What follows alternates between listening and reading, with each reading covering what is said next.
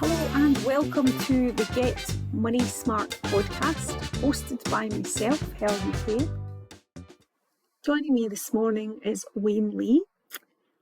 Wayne's one of my colleagues. Wayne and I do have many a chat around the cost of living and some of our concerns around inflation, how that's going to affect most of us now, with regards to things getting worse, not getting better. And with the recent budget announcement, that's exacerbated those concerns, especially in our office around the cost of living and how that's going to impact us in the months coming, especially around winter time, where we're likely to use more heating, and obviously we're using more electricity in the winter. So Wayne, what would you say are your biggest concerns with regards to the budget or the cost of living in general? I think the cost of living for me personally would be the energy prices and the also accommodation, which is my rent.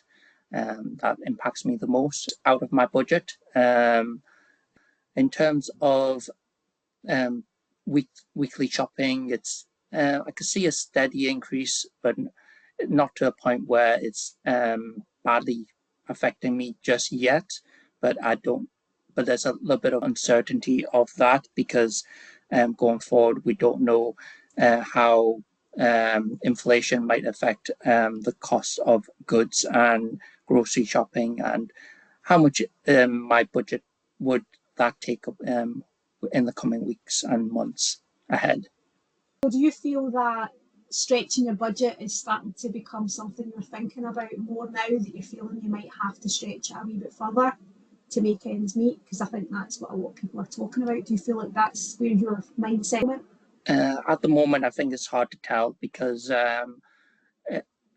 we can't feel the effects of what the budget is until maybe next year, and that's why I can't really give a clear vision or like enact on anything or have a plan, because it's just I felt that the budget was very vague in how that will affect us and a comfortable way, and it's not really affecting me just yet, and that'll probably not happen until it actually hits me, and which is probably sometime next year. And I just feel the uncertainty is probably what's affecting me more rather than the financial part of it at the moment.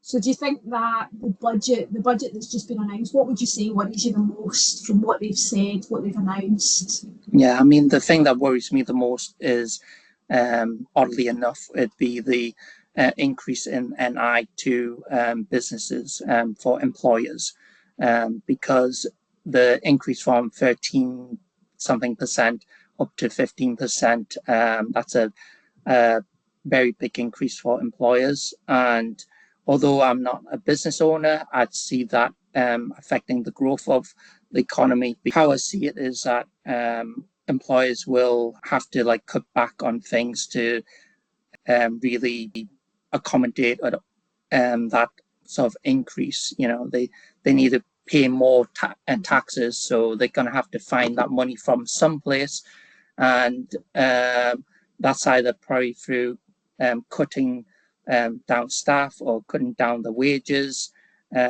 or not increasing wages for staff. What they'll do instead, they'll probably pass that on to their customers, where they'll increase their prices or whatever they are selling, that the business is selling. Okay, so you feel that there's going to be a knock-on effect to them increasing the employers' national insurance contributions. Yes. And also you've mentioned that it might affect the economy, so that could mean maybe it could affect employment for people in the future. Yes. And so there's quite a lot of things in the budget that do concern people from the wider point of view in the future about the economy. So that's something that younger people are starting to think about, that's going to impact the economy further down the line. But I think from us personally, in our personal lives, there are a few things that came up on the budget that, people are thinking about, is that going to cost me? They're trying to say that employees are not going to be affected by that, but there is that worry about, like you said, Wayne, that could have a knock-on effect to the employees through the employers if they're actually taking that extra hit on the tax. Yes. Then that could mean that perhaps staff don't get Yes. promotions, they might not get pay rises. Yes. And so a lot of people might become unemployed, and that has a big impact on the economy and just society in general.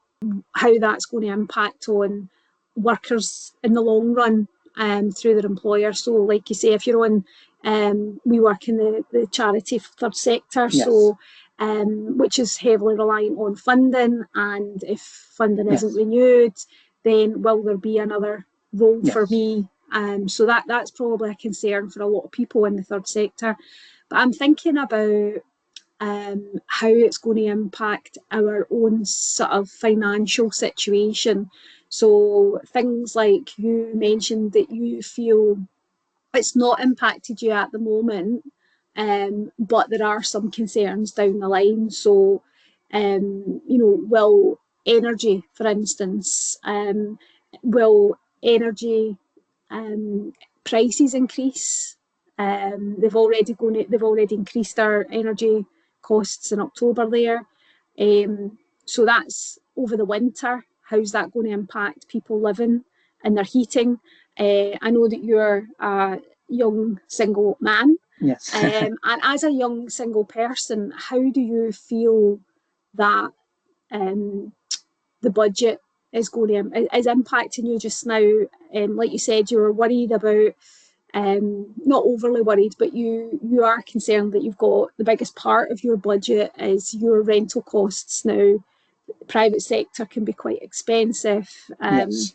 And they already increased it this year by £25 on top of my current rent, and they did that on an annual basis, and I think we'll find out in the middle of next year if they're going to increase it again. But so do you worry that this might have an impact yes. on your rent increasing again? Yes, I get a feeling that it might just increase it again, which makes it quite, it would impact on my budget for certain, and whether or not, if it's continue to be affordable, and also by increasing my rent, I might have to look for another rental property. But my worry is, would there be another rental property in Glasgow that has like a price range that hasn't increased? Because everybody else would, if my landlord increases, then likelihood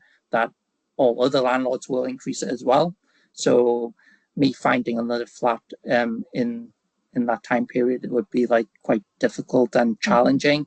And the thing that I could think of is, if I absorb that rental increase, then it obviously decreases the amount I could spend, and by decreasing the amount I spend on the economy, you're not really getting as much. The government isn't getting much tax from it. You're not even getting an incentive to help with that. Yes. Either as a single person. So sometimes people find, I'm the same as a single person. It's very difficult when you're managing all these increases on one salary. Can be quite difficult, especially if your energy's going up every month. If your rent, I've got a mortgage which is fixed rate at the moment, but that will have to change in a couple of years. I don't know what the mortgage rates are going to be like in that time, whether it's going to get better or whether it's going to get worse, we don't know. So there's quite a lot up in the air, and I think that's what the budget is basically. It's not left us very reassured in the long run. Yes. But when I think about, what we were talking about earlier there, about what concerns you, what worries you, it may not be affecting you right at this moment, but it could do it in the future. Do you currently do a budget, or has this made you think about starting to plan a budget? At the moment, I don't really have too much of a budget. What I do is that I write down all the costs and give me a approximate of how much goes out per month. So that is you do budgeting then. So that's you actually. So you are doing, so you are already starting to look at a budget. But pre-autumn budget, I would be a little bit more flexible with that budget, in the way that I could spend a little bit more on something, whereas now I'll probably be a little bit more cautious in what I might spend on things. So the budget's actually having that impact on you, and it's making you start to be more self-aware about what you're spending, because you don't know what's ahead of you in the future. And I think that's the same for myself. I think that's something that I'm starting to think about. What am I going to need to cut back on that I don't need? And I wouldn't have done that before, because I would have said, oh, I can have Netflix or I can have my subscriptions because it's not that much. But when they start to mount up and you're starting to look at everything that's going up, if your council tax is going up by £15 or £10, your energy is going up by at least a jump, about £30 or £40, depending on what you're using. So by the time you've looked at all the little increases that have gone up with the cost of living, you can round up to about at least an extra £150 that you're actually spending extra that you wouldn't normally have spent because of the increases. So would you feel that that's something that you're more aware of, or is that something that you don't feel that you do at the moment? Or something probably not that I do at the moment, but I'll probably have to look at it more. Like I'll probably have to calculate more on how much I spend in the future. You know? And I think that's the thing about the budget, and is it making us start to think about, I mean, when we think about maybe five years ago, many of us probably weren't in that headspace where we were feeling that we need to be penny pinching, we need to be thinking about, you know, what's happening in the future, because a lot of people don't always plan for the future. And I think people are now starting to think about, well, what's going to affect me in the future. I know that a lot of people don't have a lot of savings for resilience to fall back on, but I think that's something that people are starting to think about now more than they ever did before. Is that something that you're thinking about? I mean, I don't have much in savings, but the problem with the budget is that I can't increase that savings amount. So it just really makes your savings really redundant. It's kind of like a revolving door. It's like the more they put things up, the harder it is for people to save, and that is one of the problems that many people, a lot of adults in the UK are finding. It's more difficult to save and create that resilience for ourselves. Just before we sort of finish off, I was just going to ask you, is there anything else that you're thinking about that you do that's different that you didn't do before because of either the cost of living or because of the budget announcement, with things like we talked about at tea break about food, preparing food?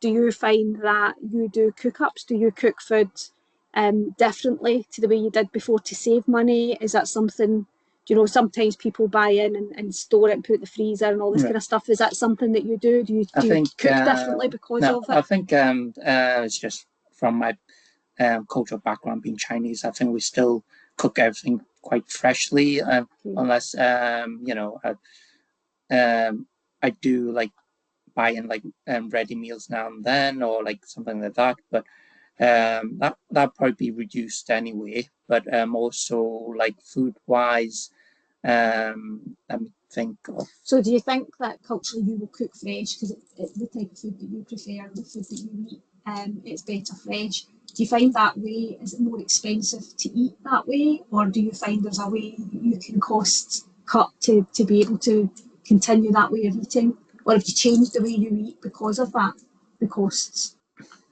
I don't think I've actually changed the way I the way I purchase. Certainly, like it can. I still think it's still a bit more cost effective to like cook for yourself and cook freshly. It's just a case of utilizing like a lot more of like ways to like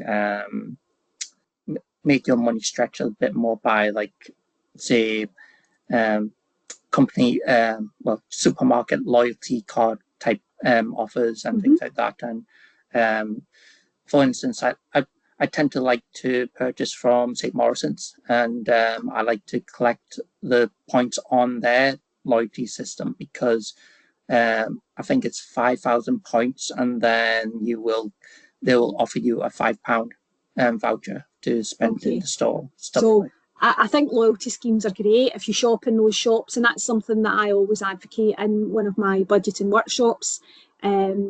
Is if you are going to use loyalty cards, make sure they're from shops that you actually shop in, that can save you money, because there's no point in getting a loyalty card for a shop that you have to spend money to travel to the shop to because it doesn't work out as cheap.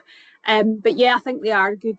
Definitely loyalty cards can be a good way. And I know a few of the supermarkets have changed the way they do them, which used to get money back. Some of them are now stopping that and it's points.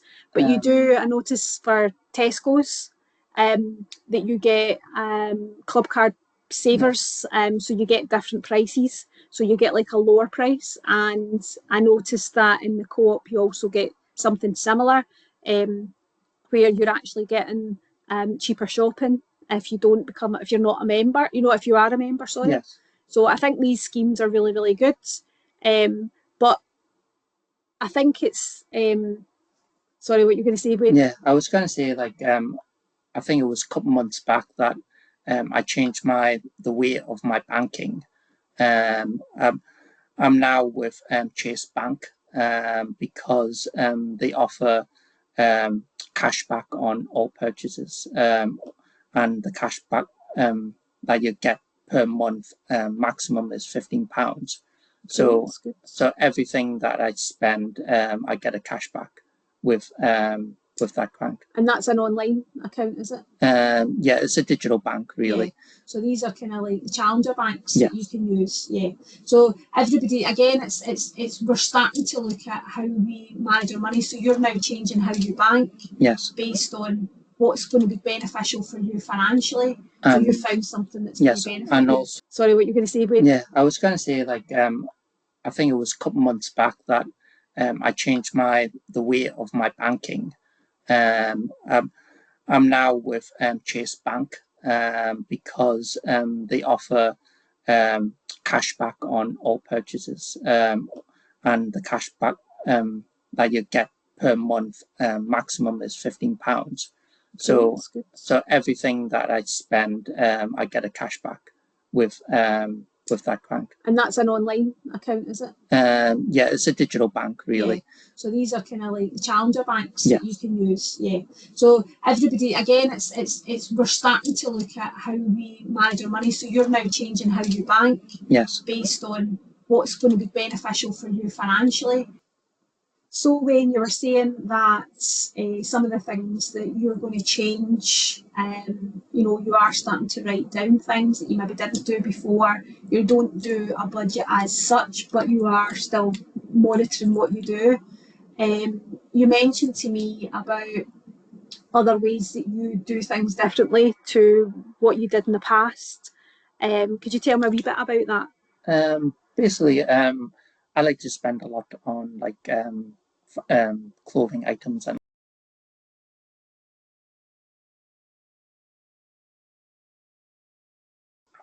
how much money I can actually spend, other alternatives to purchase things, and just really retain a purchasing power that I could be able to purchase things. So do you think that your purchasing power, as you call it, has been significantly limited because of the economy at the moment, that it's not as easy to be able to afford to buy the things that you would have normally from one salary, so you find alternative ways to be able to buy things?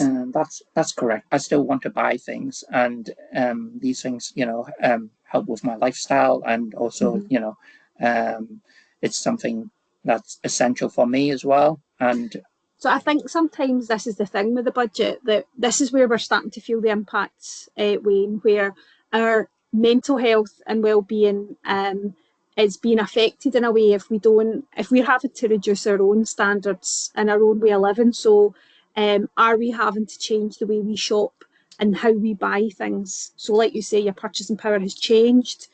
to what it was before, because you're now having to rethink how you can afford to buy things that you wouldn't have done before. You would have been able to have done that from the salary, so you're finding other ways to do that. And that's something that quite a few people, because I've done a wee bit of work in some of my workshops, and one of the things that comes up a lot is people are starting to use, like you say, credit cards, different options and how to be able to purchase things, especially for white goods. And I noticed that, when you're looking at people that don't have a lot of savings, again, if you don't have that resilience, then it limits what you can afford. So if your washing machine went on, the blink, if your washing machine broke or whatever, it's like, what else? How else can I afford to buy a new washing machine? Yes. I don't qualify for any kind of grants or any additional sources to be able to afford that. So sometimes people have no other option but to use alternative methods to be able to purchase things. And I think that's something that might actually be on the increase. Yes, I would say so. It's probably becoming more popular because, people don't want to restrict themselves in their lifestyle, and certainly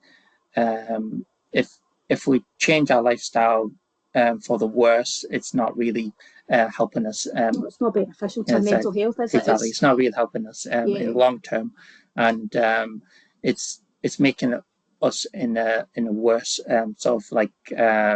so we kind of feel deprived, don't we, if yes. we don't have the things that we're used to having, and it's about making sacrifices. And I think, when you think of years ago, people lived different lives to what we live now. We're used to, you and I have had these conversations in the past where we do live in a very consumerist world, where we're used to having certain things that we would have deemed many years ago as a luxury now has become an essential item as part of our daily living. And like a phone, for instance, we all have mobile phones, and would we rethink the cost of our phone to a cheaper model or something that's a bit more cost effective?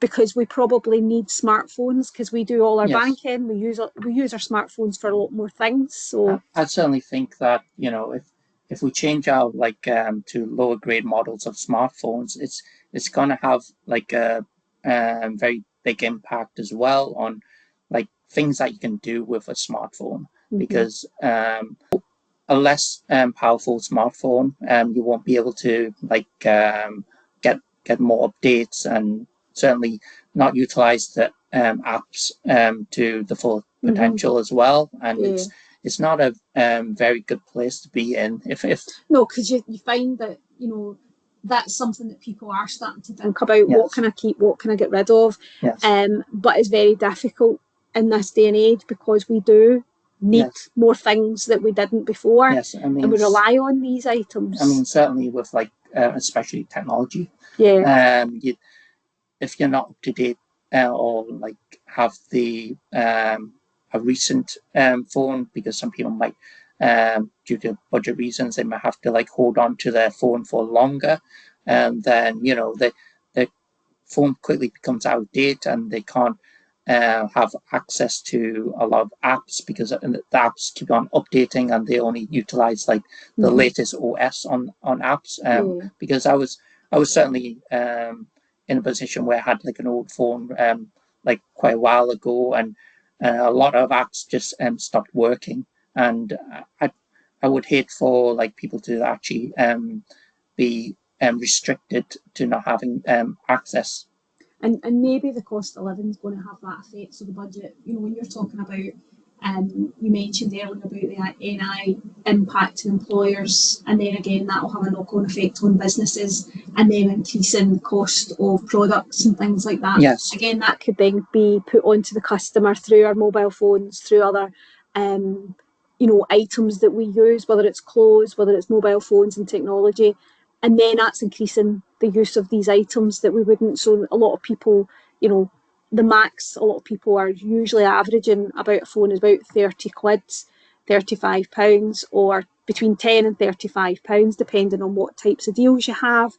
But I think we'll start to see increases on that. And again, will people have to rethink, because this has now become an essential item for people, is the phone. And I mean, you're saying you can't use apps if you don't have the up-to-date technology. I mean, it's for instance, if they need access to like social media, then that's the only device that they'll have to like give them access. And with everything nowadays, it's pretty much online on social media. No, so I agree. So it's very difficult to do that. So Wayne, thank you very much for some of your insights into the budget and your form of budgeting and how that's impacted on you and what you feel or dread is coming up in the future.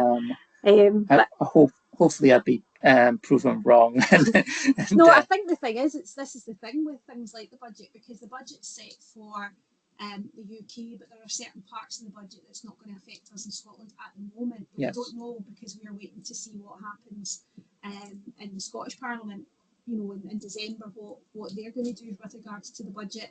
And how that's going to affect us living in Scotland. So we don't really know. So I think it's a guessing game, but it doesn't look great with regards to like the housing market and things like that. And we already can see inflation has gone up on quite a lot of things, and it's a bit of a concern. And I just want to add, even the stamp duty. I mean, that was 250,000. Now it's gone for the upper threshold of when you start paying stamp duty, and now it's gone down to 125,000. So a lot of people are going to have to start paying stamp duty at a lower threshold, and that would prevent a lot of people from getting on a housing ladder. Yeah, and I think that's one of the things that people are saying, that next year they predict that buying houses is going to be costing people an extra hundreds and thousands of pounds more than it would have this year. Because of that threshold change. That's something that's concerned me, because I'm in a rental property, and in the future, and that'll have a knock-on effect on your rent as well. And these are the things that people forget about. When people are renting, you might see, because you're in rental, that won't impact you, but of course it will impact you if you're a tenant in the private sector. And not only that, but like in the future, I would like to buy a property as well. Absolutely, as a first-time buyer. Yes, and that would probably put me off as well, with like thinking about already start paying stamp duty at a lower rate. We'll just need to wait to see what Scottish Government do with regards to our version of stamp duty, because we do things a bit different here in Scotland with our taxes. So it'll be watch this space. Yes. So thank you so much, Wayne, for your lovely insights and really useful insights into the budget and the economy. Yes, and hopefully we'll get a chance to speak to you again. Okay, so, thank you very much. Thank you, Wayne. Thank you.